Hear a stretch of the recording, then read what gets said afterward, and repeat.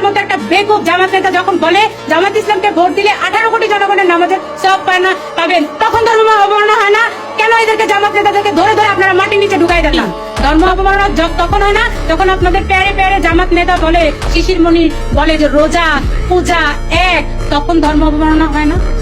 শিবিরের সেক্রেটারি সাদ্দাম যখন বলে যে মহানবী হযরত মুহাম্মদ সাল্লাল্লাহু আলাইহি সাল্লাম মক্কা থেকে মদিনা পালিয়ে গিয়েছিলেন, তখন হয় না? এই আজহারীরা যখন আমাদের নবীজিকে নিয়ে কথা বলে, খাদিজা রাদিয়াল্লাহু তাআলাকে নিয়ে কথা বলে, তখন ধর্ম অবমাননা হয় না? সাধারণ সাহেব যে বলতেছে ইদানিং কালে, আপনারা শুনতে পান না যে আল্লাহ নাকি সিদ্ধান্ত দিয়েছেন যে আমার ক্ষমতায় নেই? আল্লাহ সিদ্ধান্ত দিয়ে দেয় কখনো? কোনো কথাই না।